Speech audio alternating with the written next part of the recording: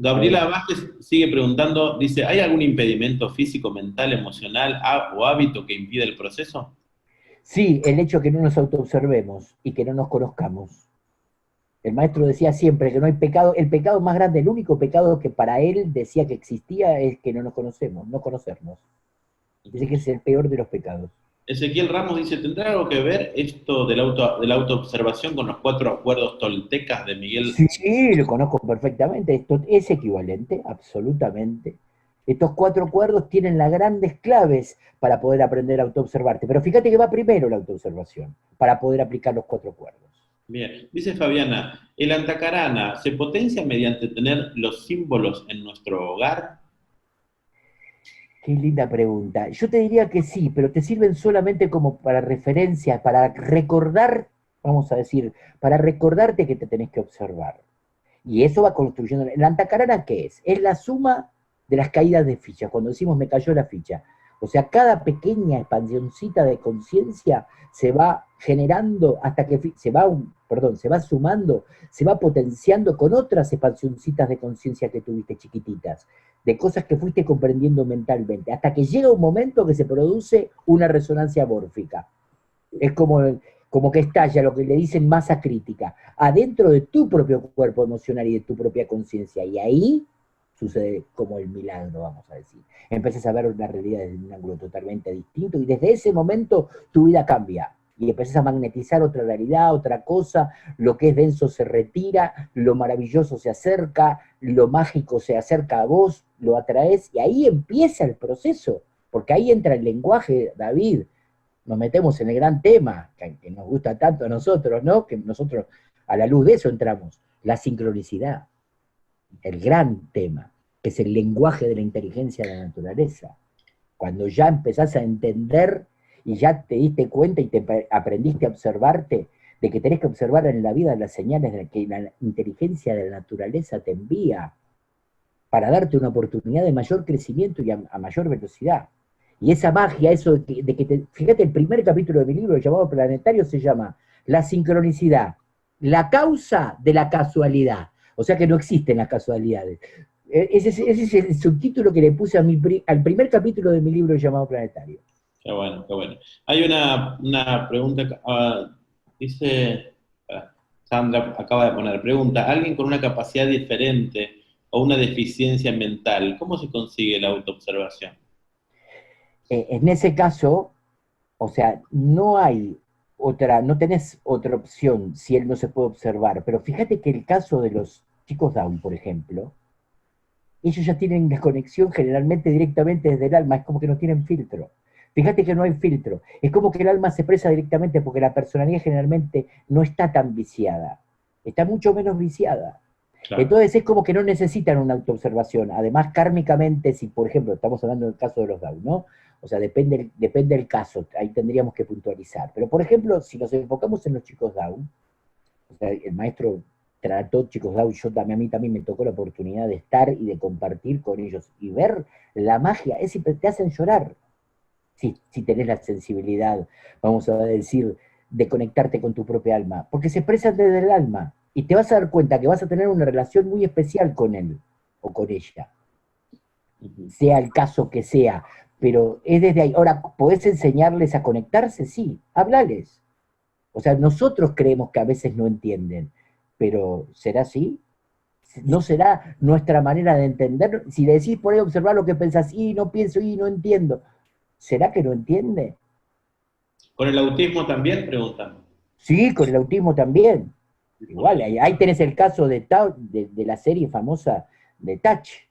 Sí. El caso que es el autista, y fíjate el nivel de conectividad con el alma que tenía, inteligencia de la naturaleza permanente, la sincronicidad, directamente leía, o en el caso de Ogos Rush, la película, el chico Vamos ruso, a recomendar Touch para ver en Netflix. serie espectacular, maestra serie de sincronicidad, es un chico autista, y cómo el padre no entiende el nivel de evolución, ahí está un poco la respuesta, en realidad, a la pregunta.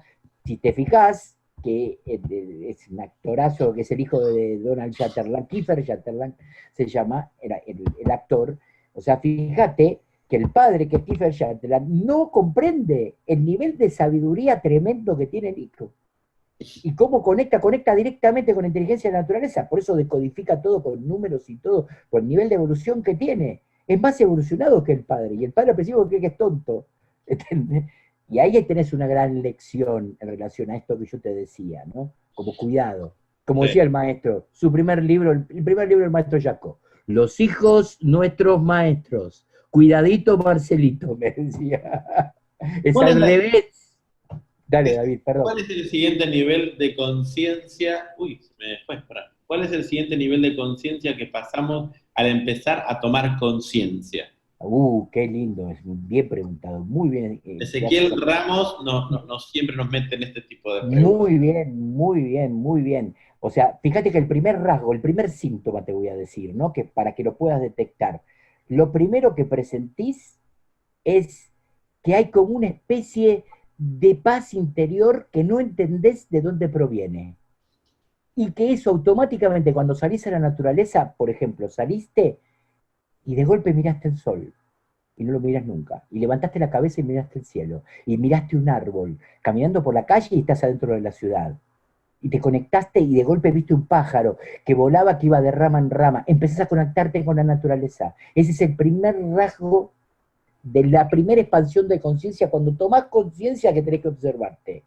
Empezás a observar de una manera distinta. Tu mirada se dirige a otra realidad, tiene otro enfoque, cambia el enfoque. Ahí está, esto es lo correcto. Tu mente cambia el enfoque.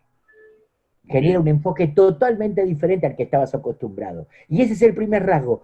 Te vas a dar cuenta de que tenés un enfoque diferente, de la realidad de la vida misma. Ya pensás en el amor y ya entendés el amor distinto. No lo entendés como lo entendías antes. Ya te das cuenta que hay una grandeza enorme que te está esperando del otro lado. Y eso es conciencia del amor. ¿Ves? Ahí está muy bien tu pregunta con el tema de la conciencia. Muy bien, Ezequiel. Excelente tu Bueno, acá dicen, ¿habrá algún día en que nos enseñes sobre las 9 revelaciones del Mm, libro La Novena sí, Revelación? que es Redfield, Esto sí. lo pregunta David Hoskin. Ay, te quiero, David. Me hace reír. Me metí. Bueno, nos vamos, no, bueno, meternos ahí es meternos en un mundo, ¿no? O sea, ya arrancar con las primeras revelaciones es entender el proceso. O sea, fíjate que vamos a decir, lo que englobaría las 9 revelaciones es la sincronicidad, porque todo opera por el efecto sincrónico. Entonces, ¿cuál es la verdadera revelación de las revelaciones, de las 9 revelaciones? ¿En qué desemboca el destino de las 9 revelaciones? ¿Está? La sincronicidad, finalmente, que es el común denominador de toda la obra de Redfield. Fíjate que también sucede, también la sincronicidad en la 11ª revelación, que se llama El secreto de Shambhala. Fíjate que pasa exactamente lo mismo. Y que todas las extensiones que le dice después de las revelaciones, vienen como las extensiones de las revelaciones, se mueven de esa forma. Sí, maravilloso. Y el común denominador siempre es la sincronicidad, el efecto sincrónico. Y descubrí los nodos sincrónicos, David. ¿Algún día podemos tocar las 9 del primer libro? Vamos de la una, vamos, dale, lo hacemos. ¿No? Pero me encantaría, lo hacemos. Hacemos una reunión específica en las 9 revelaciones y vamos con, qué sé yo, el ¿Votamos drama por de eso? control. Me acuerdo del drama de control, por ejemplo. ¿Quién vota? ¿Quién vota por eso? Dale, vamos, Todos están adelante, votando, uno por uno. todos están Dale, votando. todo. Listo, dale. Armamos una reunión específica acerca de las 9 y vamos tocando una en una de las 9 revelaciones. Excepto todos están votando. Mira, en el grupo, en la mano levantada, todos. Yo, dicen, sí, estoy mirando ahí. Bueno, Perfecto. Que suelo no leer, pero bueno, ahí lo tengo de costumbre para concentrarme, sí. Si miro. Bueno, seguimos, David, entonces. Sí, vamos. Te lo confirmo, lo hacemos cuando quieras. Pero yo voy a pedir una consigna. Vale. Para hacerlo más fácil, ¿vale? Dale. Ya me imagino cuál. Vale. ¿Cuál? A ver, decime. Que lean antes. No. No. Que miren la película. Que miren la película. Pero le pegaste ahí le pegaste. ¿Entendés? O sea, por supuesto, que lean también los que no pueden, pero que por favor vean la película. La película, ahí está. Porque con la película podemos ilustrar las 9 revelaciones de manera ejemplar. Excelente, que vean la película. Después la vamos agarramos el libro y la película, las dos cosas, porque el libro es más profundo. El que quiera repasar el libro. Yo el otro día me repasé todo el libro, así de una. Sí, es maravilla, la novela. Y bueno, por eso, fíjate que, bueno, ya les comuniqué la otra vez que el primer libro de la enseñanza para entrar a entender un poco de qué se trata todo esto es la novela Revelación. Sí. Bueno, ya, mira, la tengo acá la película en Netflix, que la acabo de encontrar y la voy a compartir a la gente. Suárez, ponela en el... Excelente. Bueno, muy bien. Por ahí decían, no sé si querés, pero ya hablaste de esto, ampliar sobre, decía Sandra Zanillo, se me fue, pero, ¿dónde está? Ampliar la visión que miramos por adelante, supongo que, sobre los símbolos de la antacarana. Perfecto. Bien. Sobre los símbolos de la antacarana. Bueno, ponele que te pongas atenta observación en la heladera. Ponele que te pongas, si querés, algunos símbolos que vos consideres trascendentes de geometría sagrada que estén linkeados con la construcción de la mente abstracta, porque la mente abstracta es la que puede interpretar simbología. La simbología va a la luz, es síntesis, es extracto, es mundo de las ideas. Por lo tanto, o sea, vos tenés que ver qué símbolos a vos te llegan, qué sé yo, te llega el árbol de la vida, bueno, poné el árbol de la vida. Te llega la flor de la vida, que habla de un Melquisedec, bueno, poné la flor de la vida, ¿entendés? O sea, depende de la línea de aprendizaje que vos tengas y qué símbolos a vos te conectan con tu propia alma y con lo más sensible de vos. Por ahí es poner una cruz porque te pega lo crístico, o poner un budita porque te pega el Buda. Y entonces te vas armando como si fuera tu pequeño altar de todo lo que tengas, todo lo que te conecta. Y ahí tenés la simbología para que te ayude a construir tu propia tacarana y decidir, bueno, todos los días me acerco y hago una oración, por ejemplo, o me conecto, o prendo una velita. Hay millones de formas.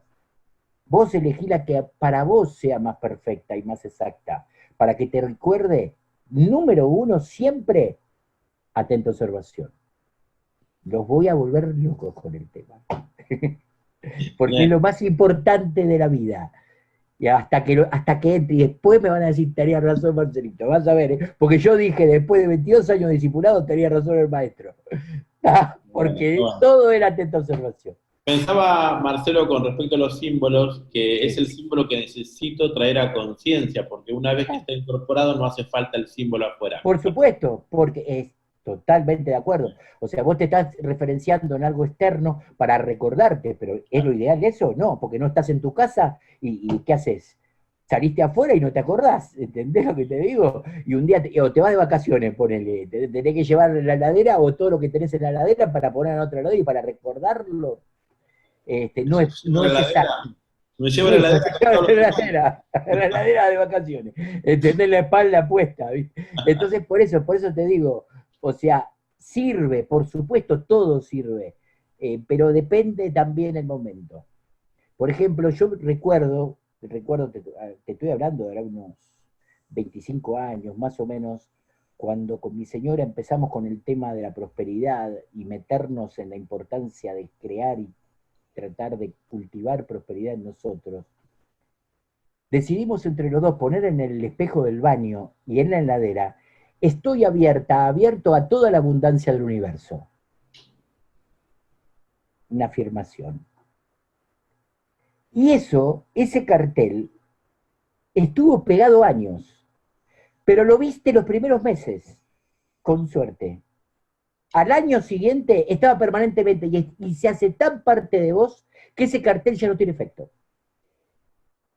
Entonces, ¿qué tenés que hacer? Sacarlo, hacer otro nuevo, con otros colores y otra energía para que eso produzca realmente una modificación. Porque ese es el problema, no surte efecto. Una vez que generaste el hábito en la mente, ya vas, te afeitás y está el cartel arriba y no lo miras. Por ahí levantaste la cabeza o te estás limpiando los dientes. ¿Entendés? O sea, ¿se entiende lo que digo? Así que a prestar atención. Es un punto de referencia, pero no es, vamos a decir, necesario para, o sea, te sirve para arrancar, si querés, para el inicio, para empezar a acordarte de que tenés que estar en atenta observación. Sandra pregunta cómo clasificar los pasos o escalones de la ascensión. Bien, bueno, eso es las etapas, bueno, voy a eso. Eso es las etapas del discipulado. Así que después es lo que vamos a tratar ahora, exactamente. Vamos, ¿Vamos ahí? Listo. vamos. Vamos a eso. Vamos hacia eso entonces. Bien. Aguárdenme un segundo. Esperá, vamos a hacer una cosa. Vamos a seguir la línea de lo que decimos. Les voy a leer la comedia de la vida del maestro. Nos metemos, ya que venimos con esta línea. Hacemos, si hay preguntas en relación a lo que leímos, y después de eso ya nos metemos en las etapas del discipulado, que es exactamente esta pregunta, que responderemos esa pregunta leyendo las etapas del discipulado, mezclando entre Cocket y Alice Bailey. ¿Ok? ¿Está claro? Excelente, vamos. Listo. Entonces vamos con la comedia de la vida del maestro Jacob. La comedia de la vida. Es muy cortito el texto, pero muy profundo. Así que vamos a intentar, primero lo voy a leer y después lo vamos a volver a repetir y lo voy a ir explicando. El primer infierno que el hombre atraviesa cuando abandona este mundo consiste en que deja todas sus posesiones, por lo tanto, se va pobre de este mundo. El segundo infierno que el hombre atraviesa consiste en que se ve obligado a considerar las buenas obras que pudo haber hecho y no hizo, por lo tanto, se va lleno de deudas. El tercer infierno que el hombre atraviesa consiste en que toma conciencia del amor que no brindó, principalmente a sus seres queridos, por lo tanto se va lleno de remordimientos y deudas morales que intentará reparar lo más pronto posible. Este último será lo que más pronto lo haga volver, y buscará y clamará por estar cerca de ellos nuevamente, y si el destino por alguna razón no lo llegara a autorizar, buscará seres que se los recuerden y los amará hasta lo indecible, hasta que el amor de hoy alcance a los que ayer no pudo amar. Miren la profundidad, ¿eh? De este modo, e indirectamente, habrá curado las heridas del pasado. Recién entonces se sentirá perdonado. En la cuarta región se hace presente el sentimiento. Primero como reflexión hacia todo lo vivido y luego como el reconocimiento de no haber podido ser feliz. Recién allí se comprenden las ocultas y esquivas razones que tiene la felicidad. Este plano tiene la crudeza de las reflexiones, pero al mismo tiempo la esperanza y el anhelo de ser feliz. Este anhelo es el secreto impulso que posee la naturaleza humana y la felicidad es la primera respuesta a esa consecuencia llamada fidelidad a nuestra más íntima naturaleza. En la quinta región, o región de la felicidad, se aprende a reconocer las circunstancias que pudieron habernos hecho felices y a presentir las causas por las cuales no lo fuimos. En esta región se crea la aptitud hacia la felicidad y la capacidad de convertir hechos inciertos en acontecimientos felices. La felicidad es el primer encuentro con nuestra real naturaleza. En esta región se forja la ilimitada noción de la felicidad, basada en el simple hecho de ser todo aquello que realmente somos. En la sexta región reina la transparencia que nos permite ver y comprender más allá de las apariencias. En esta región se trascienden los condicionamientos y lo impersonal florece con eterna naturalidad. Es la región donde se expresan las causas ocultas de la felicidad, que tanto están presentes en la vida humana como en la realidad de saber que existimos. La felicidad es el estado natural del ser y en su ausencia acontece la creencia de que tan solo vivimos y morimos.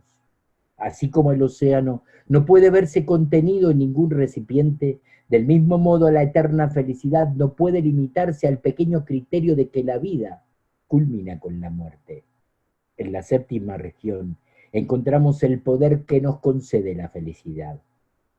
Poder no solamente para permanecer en ella, sino para obrar en el mundo, para conceder esperanzas y ser el refugio de los que sufren. Solo los seres felices pueden consolar, solo los seres felices pueden inmolarse y renacer de sus propias cenizas. Solo los seres felices pueden dar testimonio de haber hallado el camino. Mas la felicidad no debe ser buscada. Ella vendrá a nosotros y será esta la manera de decirle al mundo que hemos retornado al lugar de donde partimos alguna vez. La felicidad posee este secreto que en sí es la llave del paraíso olvidado y en ello consiste el elevado destino de la raza humana. Eso es todo. ¿Qué tal? ¿Vamos bien? Palabras del maestro Jaco. ¿Qué tal? Supremo, ¿no?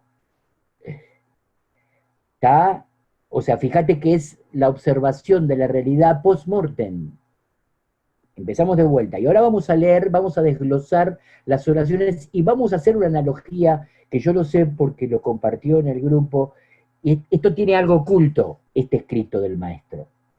Y tiene algo oculto adentro, que es la anatomía interna del cuerpo emocional del ser humano, que ya con algunos hemos hablado. Dentro de nuestra anatomía interna, dentro de nuestro cuerpo emocional, existen estos 7 subplanos. Él la llama, en este caso, las 7 regiones. Lo oculta dentro de lo que dice. Pero está hablando exactamente de eso. El primer subplano emocional es la violencia. El segundo, la pasión.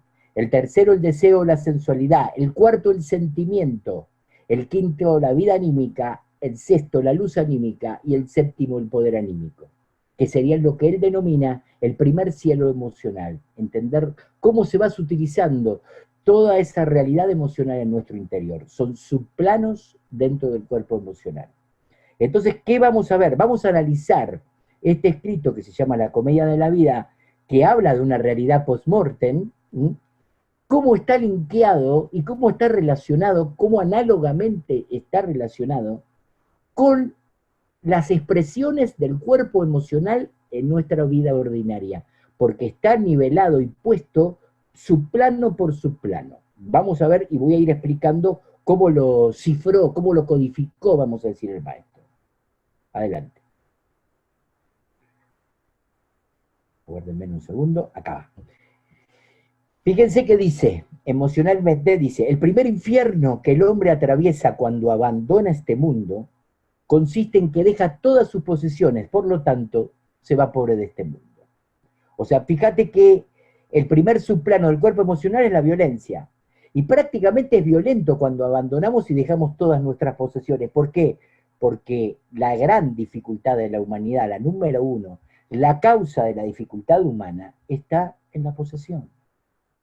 ¿Ok? Porque poseemos todo lo material, incluso las relaciones y los afectos. Nuestra esposa, nuestros hijos, nuestra familia, nuestros amigos, poseemos todo. Y esa es la causa de las guerras, por ejemplo, en el mundo, las posesiones.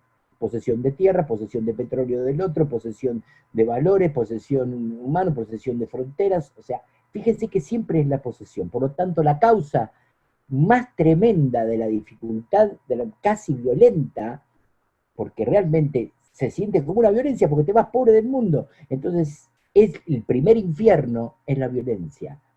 ¿Por qué? Porque dentro del cuerpo emocional, el primer subplano, el más denso, es la violencia. Entonces dice el maestro, el primer infierno, como refiriéndose al nuestro cuerpo emocional, a la violencia, al subplano de la violencia, que el hombre atraviesa cuando abandona este mundo, consiste en que dejas todas sus posesiones, por lo tanto, se va pobre de este mundo. El segundo infierno, la pasión, dentro del cuerpo emocional, la pasión, el segundo infierno que el hombre atraviesa consiste en que se ve obligado a considerar las buenas obras que pudo haber hecho y no hizo. Por lo tanto, se va lleno de deudas. Las deudas internas que tenemos por no haber hecho las buenas obras que tendríamos que haber lo hacemos desde ese lugar, desde el subplano de la pasión. Tendríamos que haber hecho estas obras y no las hice. Qué mal me siento conmigo. ¿Ok? Segundo subplano del cuerpo emocional, la pasión. El tercer infierno, deseo o sensualidad.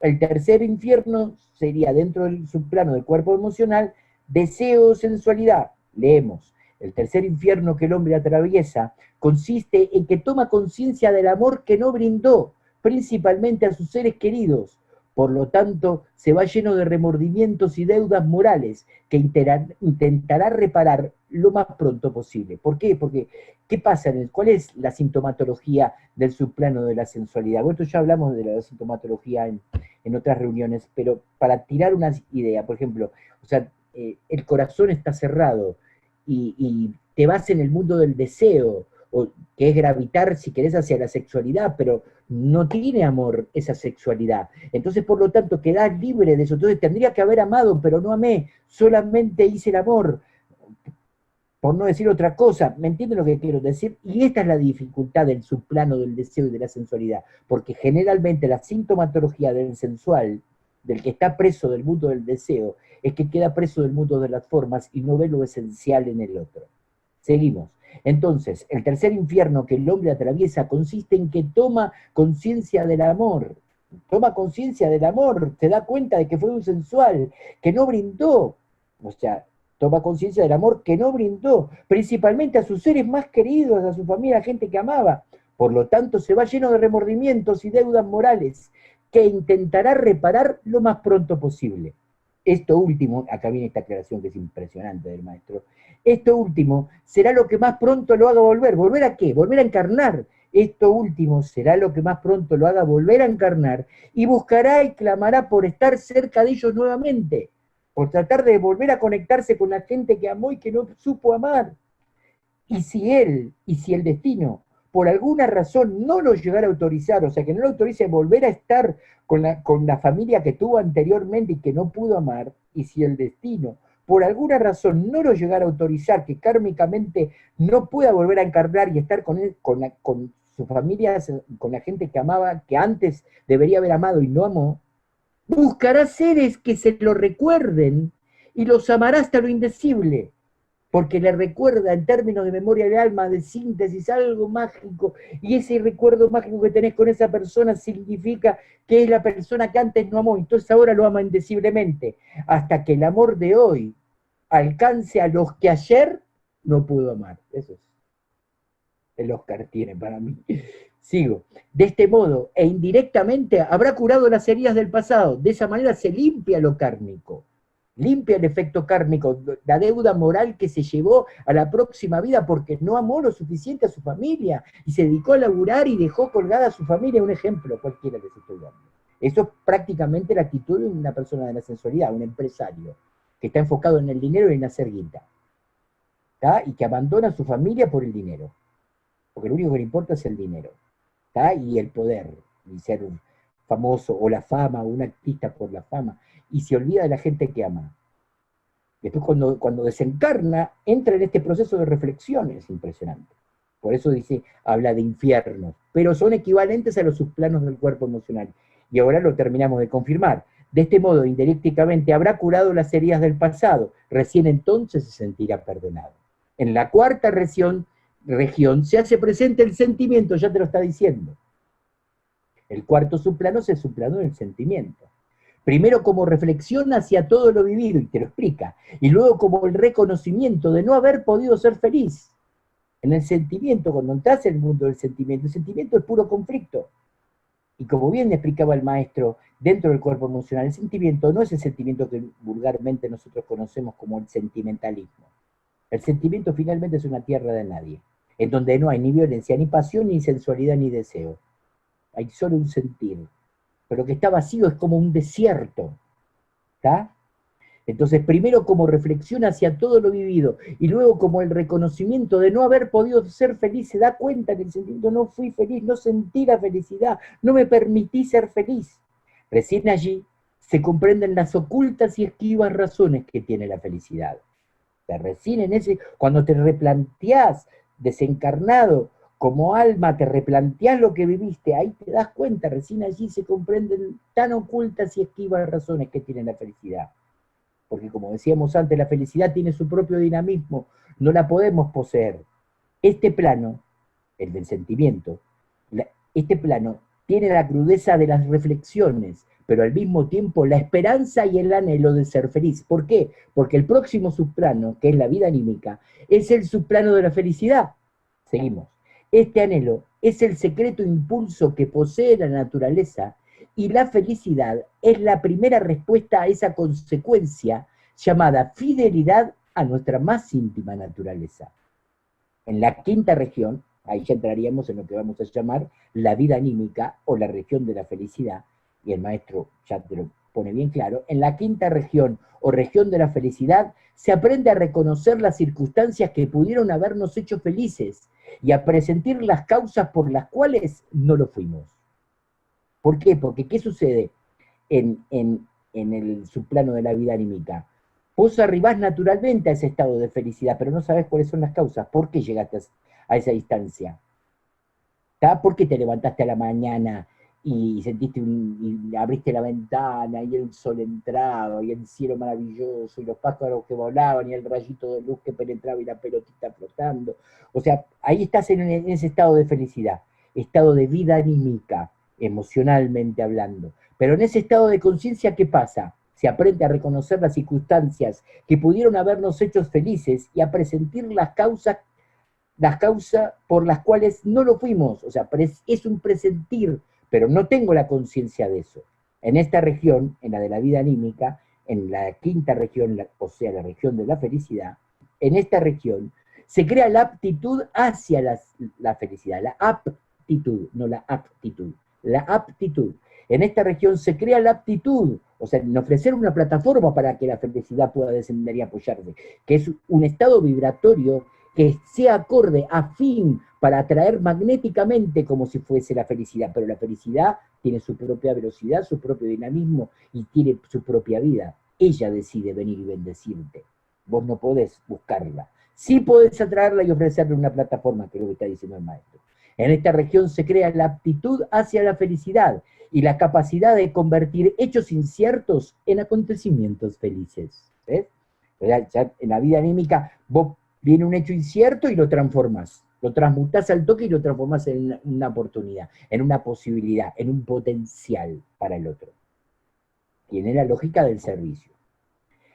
Sigo. La felicidad es el primer encuentro con nuestra real naturaleza. En esta región se forja la limitada noción de la felicidad, basada en el simple hecho de ser todo aquello que realmente somos, o sea, fidelidad a uno mismo y conexión con uno mismo y conciencia de sí mismo. Esta región es la región de la vida anímica. Ahora vamos a la sexta región, que es la luz anímica. En la sexta región, o luz anímica, reina la transparencia que nos permite ver y comprender más allá de las apariencias. O sea, que atraviesa todo. ¿Por qué? Porque es la conciencia de las causas de la felicidad.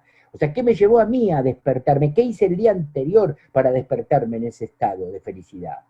¿Cuáles fueron las actitudes que tuve? ¿Cómo me acosté? ¿En qué pensé cuando me dormí para levantarme? Soy consciente de todas esas causas, porque la sexta región o la luz anímica es la conciencia de las causas de la felicidad. En esta región se trascienden los condicionamientos y lo impersonal, fíjate que ya la personalidad desaparece, lo impersonal florece con entera naturalidad. Es la región donde se expresan las causas ocultas de la felicidad, ¿ves? Ahí lo aclara perfecto.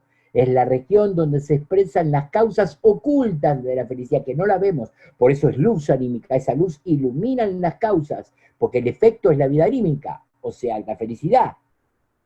¿Ok? Sigo. Que tanto están presentes en la vida humana como en la realidad de saber que existimos. La felicidad es el estado natural del ser y en su ausencia, cuando no está la felicidad, acontece la creencia de que tan solo vivimos y morimos, o sea, nos metemos en el mundo de la dualidad, que es la raíz del mundo del pensamiento, estamos adentro del lago. Así como el océano no puede verse contenido en ningún recipiente, del mismo modo la eterna felicidad no puede limitarse al pequeño criterio de que la vida culmina con la muerte, porque trasciende esa realidad. Es como el número 3, está más allá de la dualidad, más allá de la vida y de la muerte. En la séptima región encontramos el poder, dentro del cuerpo emocional, poder anímico, que nos concede la felicidad, el poder que concede la felicidad, el poder anímico, el poder que te anima a ser feliz, que te anima a ser, que te anima a crear fuerza de voluntad. Poder no solamente, dice el maestro, para permanecer en ella, sino para permanecer en la felicidad, sino para obrar en el mundo, para conceder esperanzas y ser el refugio de los que sufren. Solo los seres felices pueden consolar.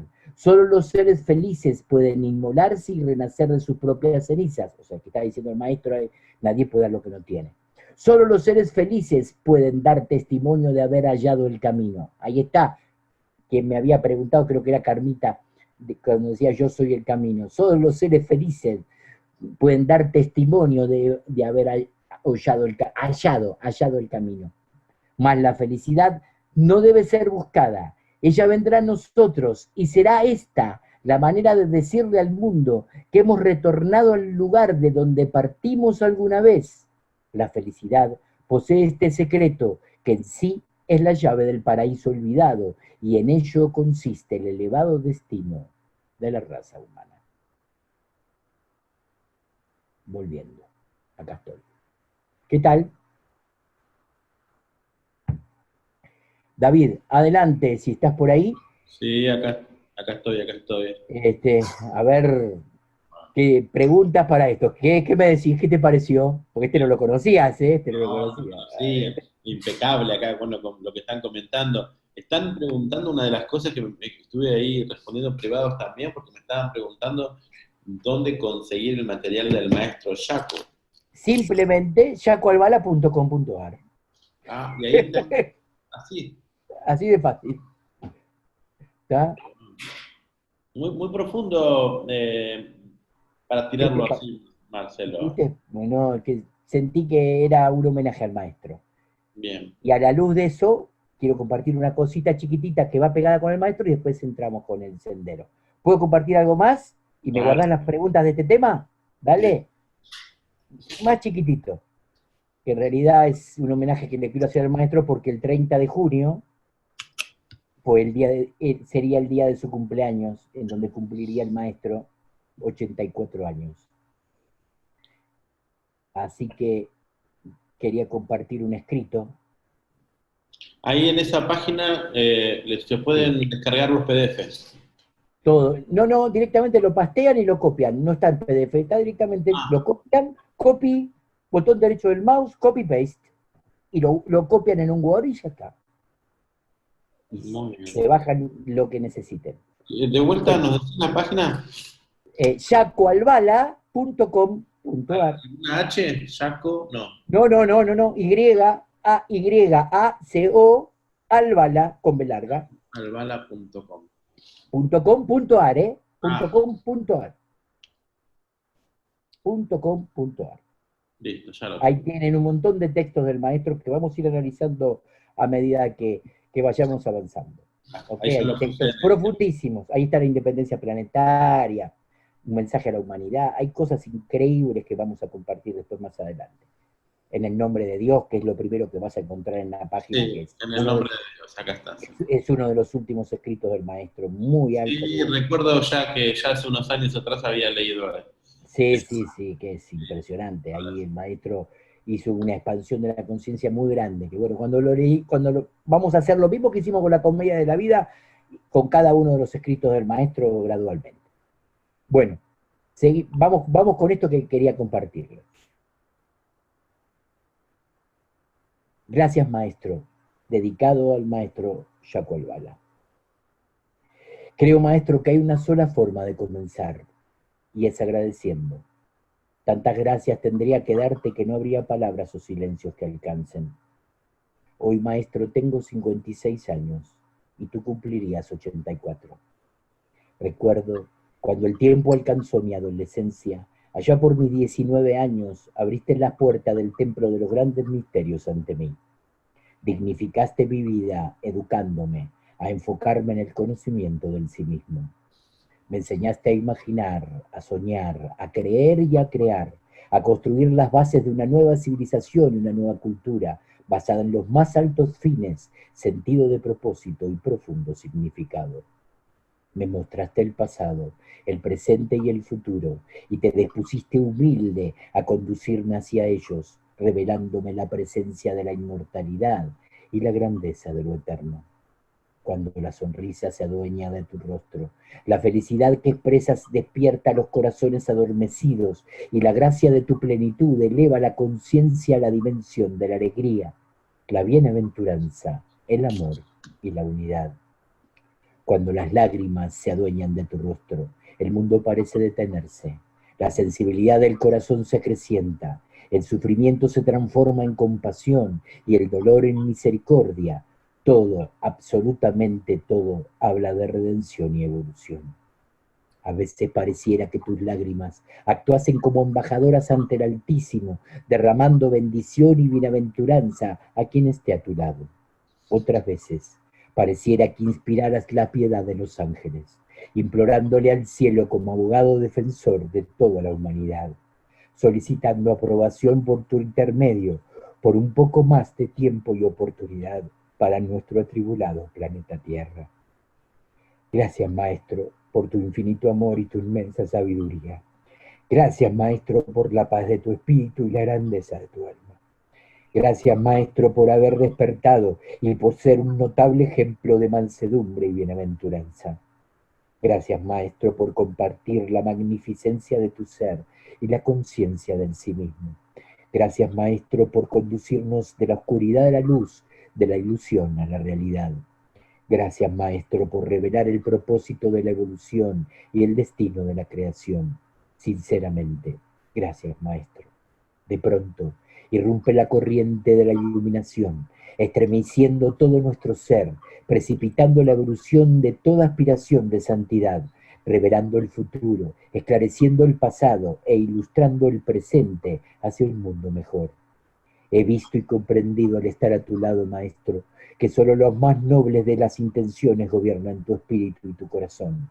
Entonces, cuando me pregunto, ¿cómo poder agradecerte? Suelo escuchar dentro de mí tu voz que me responde diciendo, solo siendo un verdadero discípulo de la vida y de lo eterno. Eso. Emotivo, Marce, gracias. No, gracias a ustedes.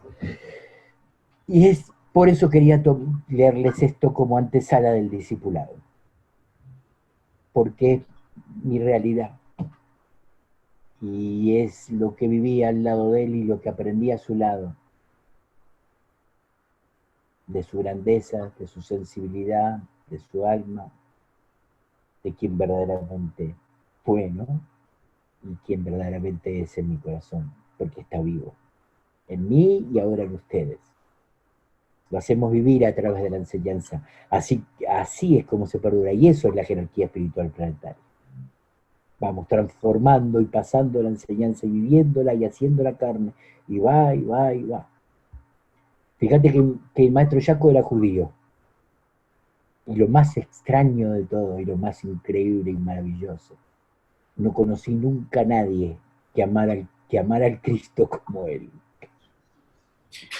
y que estuviera tan cerca, y que me haya hecho vivir la experiencia de ver llorar a alguien por amor en los niveles evolutivos en los que él lloraba. Por eso puse lo de las lágrimas, ¿no? Que lo hemos hablado con vos también. Esos momentos de profunda, profunda conexión con el alma y con el espíritu y con la grandeza de ser, ¿no? Que te abre el corazón y te hace conectarte con lo más sagrado. Bueno, sigamos, si podemos, David. Ok, sigamos, mi rey, adelante. ¿Hay alguna preguntita sobre el tema anterior o No, o lo que sea? solo No. agradecimientos, Marcelo. Bueno, perfecto. Bueno, seguimos entonces. ¿Cabe la posibilidad de retroceder o siempre avanzamos? Hay una pregunta. ¿Hay una pregunta? Eh, no, en realidad no vas a poder retroceder, porque el mismo retroceso finalmente se convierte en un avance. Porque en algún momento te vas a dar cuenta que retrocediste. Y vas a tener que retroceder tantas veces como lo necesites para darte cuenta finalmente la enseñanza que te brinda el retroceso, que es el avance. Esa es la respuesta. Entramos en la frecuencia del maestro, esa es la frecuencia del maestro. ¿Ves? Que subimos la frecuencia, entramos en otra frecuencia. ¿Ven esta diferencia? ¿Ves esto, David? ¿Ves que el maestro pone la plataforma, te pone la frecuencia vibratoria y de ahí para arriba? ¿Ves que mis respuestas mismas, de mi propia conexión, Ya están en otro nivel. Dale, adelante, perdón, David. Gracias. No hay más preguntas, ¿eh? Solo agradecimiento. Bueno, perfecto, entonces entramos, A ver, bueno, la felicidad en un momento es de a ver. autoobservación. La felicidad en un momento de autoobservación puede tener un ida y vuelta. Te tendría que preguntarle al que me preguntó, ¿a qué te referís con ida y vuelta? Facundo, Iriarte, ¿qué es? A ver, Facundo, pero a ver, Facundo, tratá de ser un poco más específico en una pregunta, porque no, Llega ahí, dice, o se va.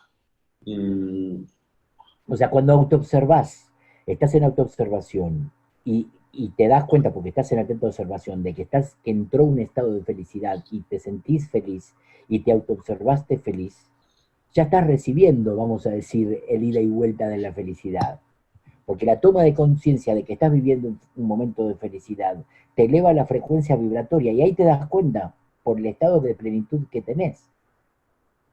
¿Tá? Entonces yo te diría que te enfoques en esa diferenciación, en el estado que cuando no estaba la felicidad y cuando arribó la felicidad. Espero que haya sido ok, claro. bueno, muy bien. Bueno, no puso nada más. Gracias, dice. Bueno, Bueno, perfecto, listo. entremos, Marcelo. Entremos, bueno, listo, perfecto. Entonces vamos a entrar ahora, como dijimos, a la ley del discipulado. Vamos a leer ahora de Cocket. A ver un segundito, me aguardan, que voy a buscar el escrito. Seguramente, No, primeramente vamos a leer el capítulo 8 del libro Iniciación Humana y Solar de Alice Bailey, en donde el título es El discipulado, descripción de un discípulo. Vamos a leer unas hojitas de esto y después vamos a pasar a Cocket para seguir leyendo lo que leímos la otra vez. Y vamos a arrancar etapa por etapa. Bueno, descripción de un discípulo. Discípulo es aquel que, por sobre todo, se compromete a hacer tres cosas. Primero, servir a la humanidad. Segundo, colaborar en el plan de los grandes seres, tal como lo ve y de la mejor manera posible. Tercero, desarrollar los poderes del alma, expandir su conciencia hasta poder actuar en el cuerpo causal, en los tres planos de los tres mundos, y seguir la guía del yo superior y no los dictados de una triple manifestación inferior. Discípulo es aquel que comienza a comprender el trabajo grupal y a trasladar su centro de actividad desde sí mismo como un eje alrededor del cual todo gira al centro del grupo. Discípulo es aquel que comprende simultáneamente la relativa insignificancia de cada unidad de conciencia, como también su vasta importancia. Se ajusta a su sentido de proporción y ve las cosas tal cual son, a las personas como son, a sí mismo tal cual es, inherentemente. Entonces trata de llegar a ser lo que él es. El discípulo comprende la vida o el aspecto fuerza de la naturaleza y no le atrae la forma.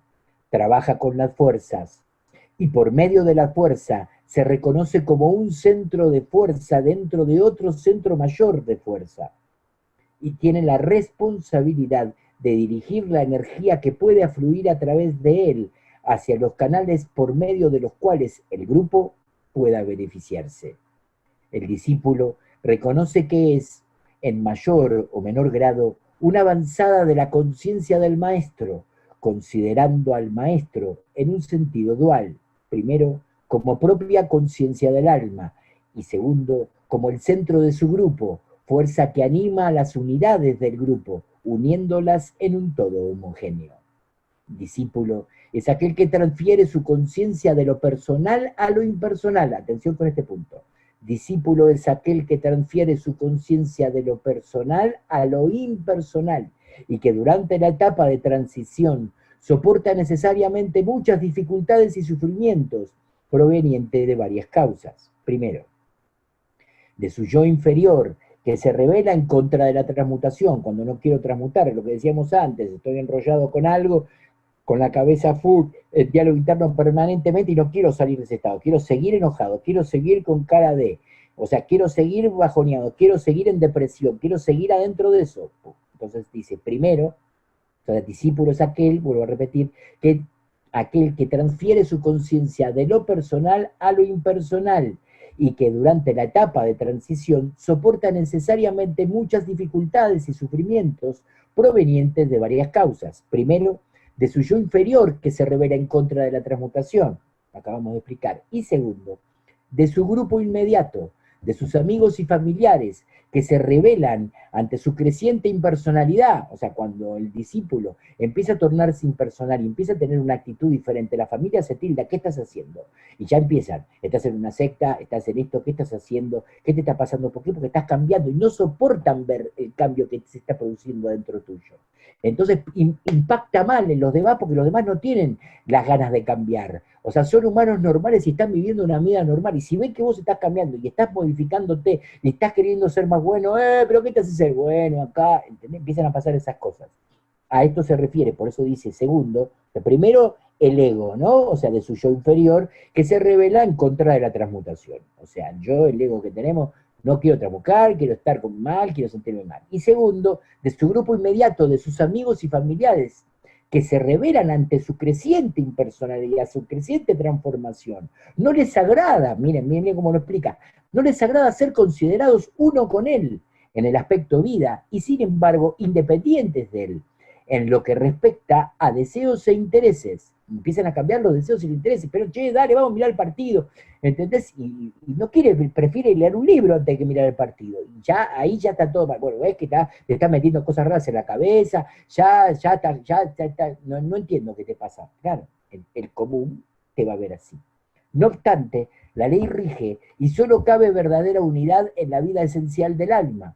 Descubrir lo que la forma es causa muchos sufrimientos al discípulo, pero el camino conduce eventualmente a la perfecta unión. Discípulo es aquel que conoce su responsabilidad para con todas las unidades que están bajo su influencia, responsabilidad de colaborar con el plan de evolución, tal como es para ellos, y así expandir la conciencia y enseñarles la diferencia entre lo real y lo irreal, la vida y la forma. Esto puede realizarlo muy fácilmente, demostrando en su propia vida, con su propio ejemplo, cuál es su meta, objetivo y centro de conciencia. El trabajo que debe realizarse. El discípulo tiene en consecuencia dos distintos objetivos. Respuesta sensible a la vibración del maestro. Y está hablando al maestro interno, que es tu propia alma primero, como lo explicó antes, y al maestro de tu Arran, ¿ok? Que no es el guía del grupo. El maestro de tu Arran significa, vamos a explicar qué es la palabra Arran para los que no lo sepan. Un Arran que es un grupo de almas encarnadas y desencarnadas que están detrás de un adepto. Un adepto es un iniciado de quinto grado, super evolución. Una persona super evolucionada en niveles super altos que están colaborando con la evolución humana para pasar del cuarto, ayudar a pasar a la humanidad del cuarto al quinto reino de la naturaleza que explicamos antes. Entonces vuelvo a repetir. El discípulo tiene en consecuencia distintos objetivos. Respuesta sensible a la vibración del maestro del Ashram, vamos a explicarlo así, pureza de vida en forma práctica y no teórica. Por eso me pongo muy fuerte con el tema de la atenta observación. Y que las técnicas, todo bien, pero si no practicás, si no te observás, es teoría. ¿Ok? Bueno, seguimos. No hay momento en el día en que no se pueda vislumbrar esa meta y llevar a cabo el trabajo de preparación. Uno de los más grandes instrumentos para el desarrollo práctico y que está al alcance de todos es la palabra. Quien cuida sus palabras y solo habla con fines altruistas con el objetivo de difundir la energía del amor por medio del lenguaje, domina rápidamente los pasos iniciales y se prepara para la iniciación. La palabra es la manifestación más esotérica y profunda que existe, el medio de la creación y el vehículo para la fuerza. En el principio era el verbo, decía la Biblia, ¿no? En la parquedad de las palabras, entendiéndolo esotéricamente, está la conservación de la fuerza. En la utilización de las palabras bien elegidas y habladas radica la distribución de la fuerza del amor del sistema solar. Observen eso. Esa fuerza que conserva, fortalece y estimula. Solo a quien conozca parcialmente estos dos aspectos de la palabra se le podrá confiar su permanencia ante el iniciador y extraerá de esa presencia ciertos sonidos y secretos que le son impartidos bajo la promesa de guardar profundo silencio. El discípulo debe aprender a permanecer silencioso ante el mal, a callar ante los sufrimientos del mundo. Recordemos la frase famosa de la Esfinge de Gizeh: querer, saber, osar y callar. La más difícil, la última. Las 4 claves que lanza la Esfinge de Gizeh en Egipto, ¿no? Que sería el propio hermetismo. Entonces vuelvo de vuelta. El discípulo debe aprender a permanecer silencioso ante el mal, a callar ante los sufrimientos del mundo, sin perder tiempo en quejas inútiles. O sea, atención con la queja, que es un desgaste y un nivel de descongestión en la palabra enorme. Ya vamos a hablar de los niveles de la palabra. Sin perder tiempo en quejas inútiles y en demostraciones de dolor, sino tratar de aligerar la carga del mundo y trabajar sin perder energías en sus palabras. Sin embargo, debe hablar cuando es necesario el estímulo, emplear las palabras con frases constructivas, expresar la fuerza del amor al mundo a medida que fluye a través de él, a fin de aliviar o aligerar la carga, recordando que a medida que la raza progresa, el elemento amor y su expresión entre los sexos se trasladarán siempre hacia un plano superior. Entonces, por medio de la palabra hablada, no por la expresión en el plano físico, como sucede hoy, se llegará a comprender el verdadero amor que une a quienes son quienes son uno solo en el servicio y en la aspiración. Entonces, el amor entre los individuos de la familia humana utilizará la palabra para la creación en todos los planos, y la energía que ahora se manifiesta en la mayoría a través de los centros inferiores o genitales se trasladará al centro laringio. Este es todavía un lejano ideal para la humanidad, pero algunos ya pueden vislumbrarlo y procuran, mediante el servicio mancomunado, la colaboración amorosa, la unicidad en aspiración, pensamiento y esfuerzo para dar forma y configuración a este ideal, aunque inadecuadamente. Bueno, esta es la presentación del discipulado. Quería hacer un panorama general de qué es el discipulado y ahora nos vamos a meter ya directamente con las etapas dentro del discipulado. La primera es aspirante o neófito, que si lo miramos, entendamos que el libro de Coquet, que se llama Los Maestros de la Gran Logia Blanca, el libro de Coquet es una síntesis de todo el trabajo de Alice Bailey. Lo que acabamos de leer es el trabajo de Alice Bailey, ¿no? O del maestro tibetano, o maestro Doaskul, que es el nombre del maestro tibetano. Ta, que fue canalizado a través de Alice Bailey. Sin duda, para mí, la universidad de la enseñanza. Bueno, vamos a entrar ahora, vamos a leer esta síntesis que hace Coquet, que es buenísima, acerca de las etapas del discipulado, y voy a explicar la relación aspirante o neófito. Sería lo que luego vamos a leer en relación a el discípulo primario. Aspirante o neófito, entonces, de acuerdo a Coquet, sería lo que Alice Bailey llamaría el discípulo primario. Adelante. Aspirante o neófito. Los datos generales expresados anteriormente, que es lo que leímos en la clase anterior, vamos a decir así, los datos generales expresados anteriormente tenían sobre todo como finalidad informar al grado más bajo de discipulado, a saber, los aspirantes en formación, en los que todavía no brilla la luz en la cabeza. En el aspirante consagrado, que ha comenzado el peregrinaje hacia la reintegración grupal y hacia el acceso al Santo de los Santos, donde se encuentra el Maestro, existe esta luz, aunque débil, y el aspirante aprende a establecer una armonía de conciencia entre él y su alma, intensificando a lo largo del tiempo el poder de su luz, hasta el día de esa iniciación llamada transfiguración. Lo mismo que la llama vacilante de una vela, su amor y su comprensión naciente son inestables. No obstante, estos le empujan a hacerse responsable y a encargarse voluntariamente del karma de otros, ya sea dentro de una familia, de una comunidad o de un país. Esto tiene como efecto crear un poderoso torbellino de fuerza etérica a su alrededor y atraer, como la luz, la atención del maestro. Sin embargo, el aspirante no tiene todavía motivos totalmente desinteresados, y la ambición personal no está ausente en sus deseos de liberación. El servicio mismo se emprende con la esperanza de ser recompensado y notado, como motivo subyacente y no reconocido.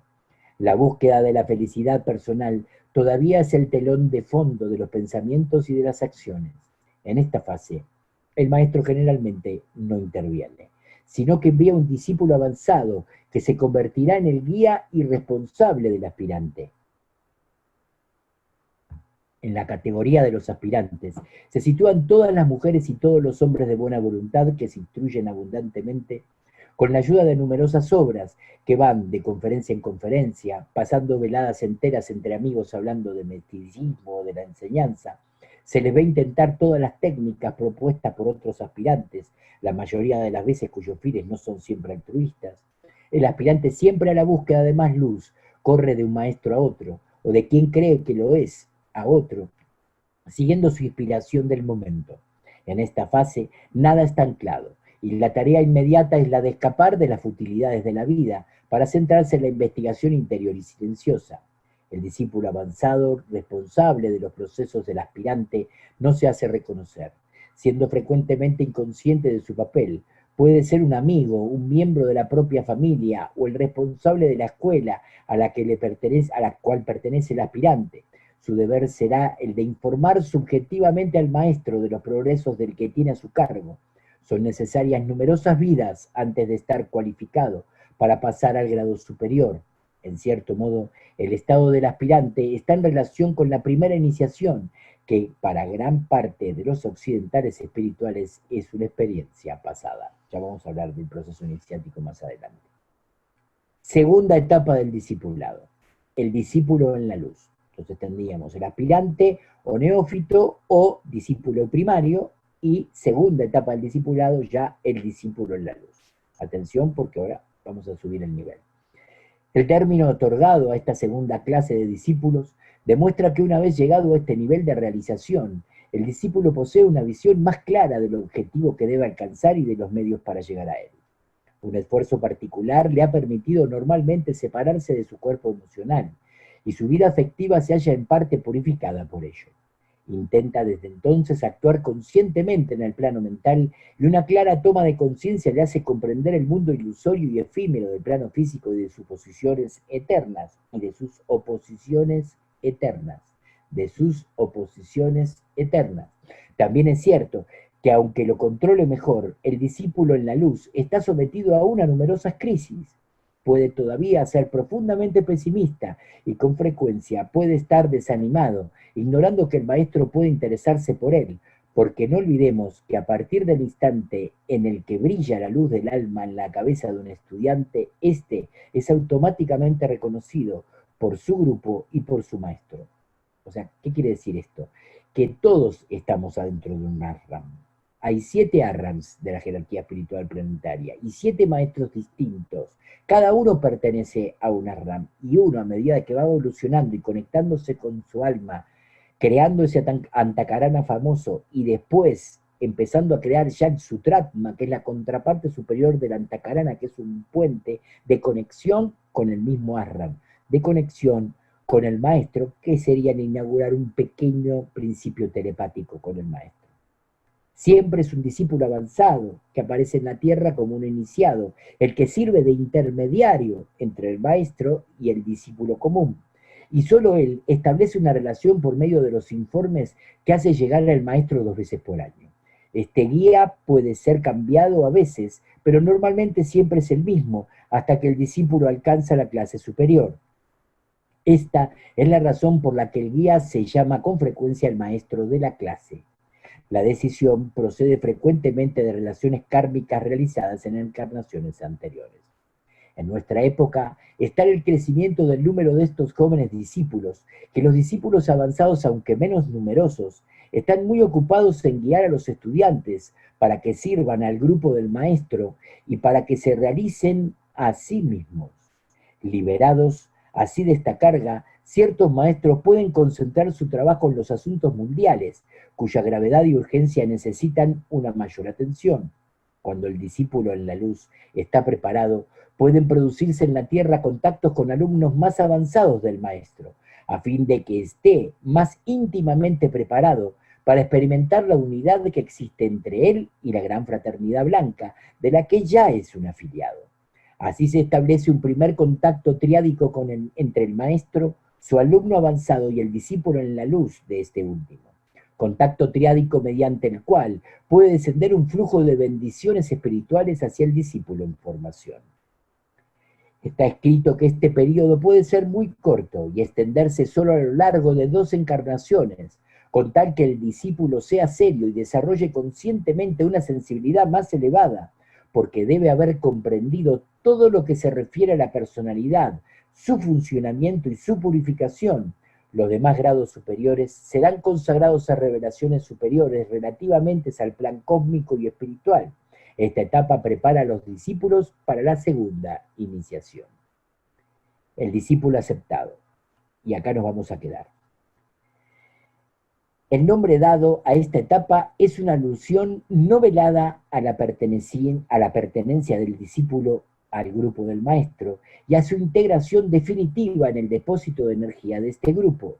Este estado será sobre todo el resultado del esfuerzo del discípulo para mantener en su conciencia una alta vibración espiritual que comporte la evocación de un sonido, de una nota, de un color, que por similitud con los del maestro le atraerán irresistiblemente en su conciencia. En un momento muy deseado por cada uno de nosotros, pero que está cargado de responsabilidades, porque los errores cometidos por el discípulo influirán automáticamente sobre el conjunto, y el maestro deberá en este caso tomar las medidas que se imponen. Se trata de discípulos aceptados, puestos a prueba y que permanecen en la periferia de la RAM de un maestro, hasta ser capaces de excluir de sus pensamientos todo lo que de una manera u otra podría perjudicar al bien del grupo, al bien de la RAM. En el plano esotérico, puede observarse que mediante la purificación y la disciplina, el color del aura del discípulo se asimila con la del maestro, hasta que la fusión una definitivamente al discípulo en el corazón de su maestro. Pero antes de esto, debe unirse con el corazón del grupo y reconocer su función y activa en el seno de este gran cuerpo. Antes de llegar a ello, el discípulo vive la experiencia de cierto grado de iluminación y se hace consciente de la voluntad divina que palpita en él y cuya dirección se esfuerza en seguir. Más adelante tendrá lugar un acercamiento a la conciencia del maestro. Solo entonces se tiene en cuenta la posibilidad de establecer un vínculo directo entre el discípulo y la jerarquía espiritual planetaria. Perfecto. Voy a hacer una síntesis chiquita de Alice Bailey que encontré de todas las etapas hasta el final. Hasta acá leímos hasta el discípulo aceptado. Pero está bueno ver también qué sigue después del discípulo aceptado. ¿Ok? Así que voy a leer una síntesis chiquita, es una hoja nada más. ¿Está? De Alice Bailey ahora, o sea, en quien está basado Coquette que leímos antes. ¿Está? Ahora vamos a leer directamente el texto que nos habla Alice Bailey acerca de esto. Básica y esencialmente, las actitudes del discípulo no tienen realmente tanta importancia en comparación con el efecto que la jerarquía y sus técnicas producen en él. Los resultados son inevitables porque dependen de 2 factores importantes. Primero, este es un temazo, la impresión jerárquica dirigida se impone recién cuando el hombre se ha preparado a sí mismo por la autodisciplina, en este caso sería la autoobservación, a fin de responder a esa impresión porque está llegando al final del sendero.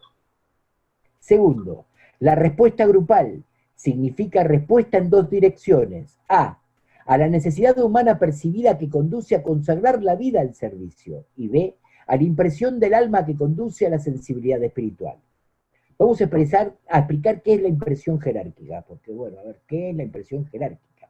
O sea, la impresión jerárquica es una emisión de corrientes telepáticas de ideas que dejan expuestas a los maestros de la jerarquía espiritual para que el discípulo, de acuerdo a su sensibilidad, vamos a decir así, de acuerdo a su propio crecimiento, de acuerdo a la transmutación de su propia realidad interior y de la permanente autoobservación, es como que eleva una antena. Imagínate que eleva una antena de su cabeza y llega al nivel, a la frecuencia vibratoria en donde se encuentran esas impresiones jerárquicas, que están como si fueran en un lugar, en una lógica, vamos a decir, de la atmósfera psíquica planetaria, en la cual el alma sensible del discípulo, porque ya ha empezado su sendero en el discipulado, logra captar esas vamos a decir, impresiones jerárquicas, y a través de esas impresiones jerárquicas, él empieza a crecer a la luz de esa sensibilidad telepática.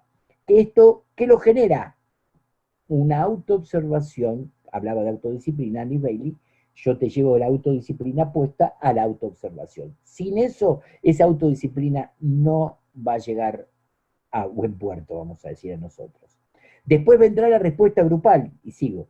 Significa respuesta en dos direcciones, a la necesidad humana percibida que conduce a consagrar la vida al servicio. Al darte cuenta, una vez que te empezás a observar, empezás a purificar tu mente y tu emoción, te empezás a dar cuenta que después tenés que servir, que lo más importante se empieza a transformar en servir, en dar la enseñanza, en dar tu crecimiento, en dar lo que sos, en dar lo que descubriste de vos mismo.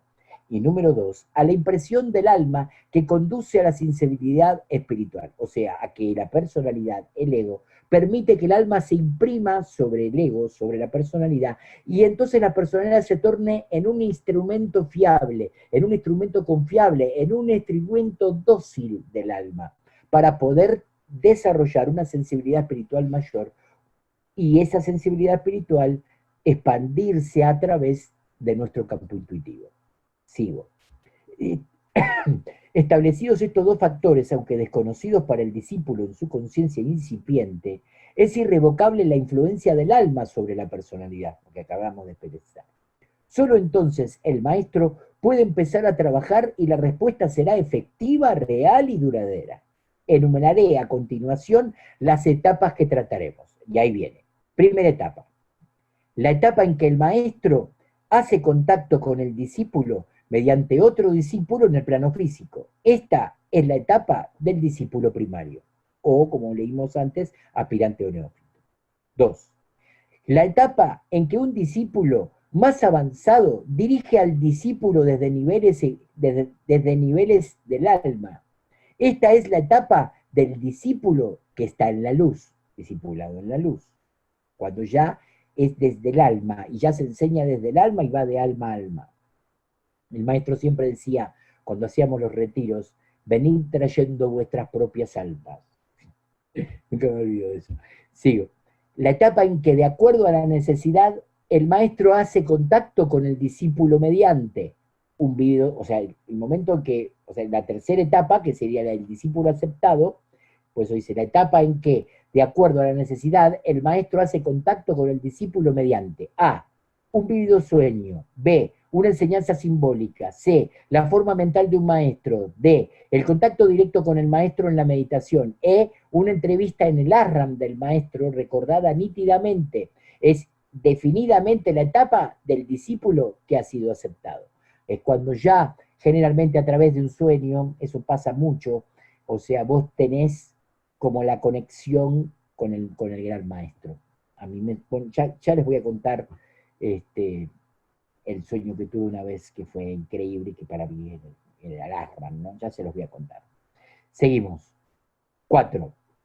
La etapa en que, habiendo demostrado sabiduría en el trabajo y la comprensión del problema del maestro, se le enseña al discípulo cómo, en caso de emergencia, puede llamar la atención del maestro y así extraer de su fuerza conocimiento y consejo. Este conocimiento es instantáneo y prácticamente el maestro no pierde tiempo. Esta etapa tiene el raro nombre del discípulo que está en el sutratma o en el hilo. ¿Por qué se llama el discípulo en el hilo o en el sutratma? Porque tiene por donde vamos a decir que por ese hilo pasa la conexión telepática con el maestro, que es el nivel que viene después del discípulo aceptado. Discípulo aceptado, discípulo en el hilo o en el sutratma. Se le llama sutratma a ese hilo de seda, vamos a decir, que conecta con el gran maestro de la jerarquía. Seguimos. La etapa, que es su propio de su propio ashram. La etapa donde se le permite al discípulo conocer el método por el cual puede evocar una vibración y un llamado que le permite entrevistarse con el maestro. Esto se otorga únicamente a esos discípulos a quienes se les puede confiar que utilizarán el conocimiento solo para las necesidades del trabajo. Ninguna razón o dificultad personal los impulsará a emplearlo. A esta etapa se le denomina el discípulo dentro del aura del maestro. Entonces ya vamos del discípulo aceptado discípulo en el sutratma o en el hilo, y después tenemos el discípulo dentro del aura del maestro. O sea que ya lo podés llamar como por teléfono al maestro. Seguimos. Sexta etapa. La etapa en que el discípulo puede oír al maestro en cualquier momento por estar siempre en estrecho contacto con él. En esta etapa se lo prepara definitivamente y conscientemente para una iniciación inmediata, o habiéndola recibido se le confía un trabajo especializado en colaboración con su maestro. A esta etapa se la denomina discípulo dentro del corazón del maestro. Sería prácticamente la última etapa.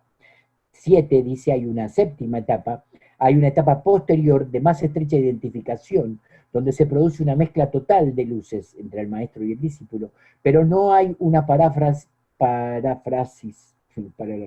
pero no hay una paráfrasis adecuada, o sea, una mezcla adecuada de los términos empleados que pueda definir este nombre. Debería observarse que las 6 etapas mencionadas fueron traducidas e interpretadas por la comprensión occidental y no deben considerarse como traducciones de términos antiguos. Bueno, vamos hasta ahí. Después viene el desglose de cada una de las etapas, pero bueno, ya es tarde, no lo vamos a hacer hoy. Así que ahí tenemos todas las etapas para el muchacho que había preguntado acerca de las etapas del discipulado. Ahí tenemos las etapas del discipulado, todas, hasta el discípulo en el corazón del maestro. Creo que estas reuniones así sirven como para despertar, ese es el objetivo, despertar intereses, quiero saber más de esto, y acá estamos dispuestos a servir para esta obra, para esta tarea. Tratemos todos de estar presentes. Cuanto más estemos presentes, más resonancia mórfica logramos. Por lo tanto, más potencial de posibilidad. Estudiar, investigar en vos mismo, en vos mismo. Acordate que se trata de aprender, crecer, cambiar y servir. Los amo.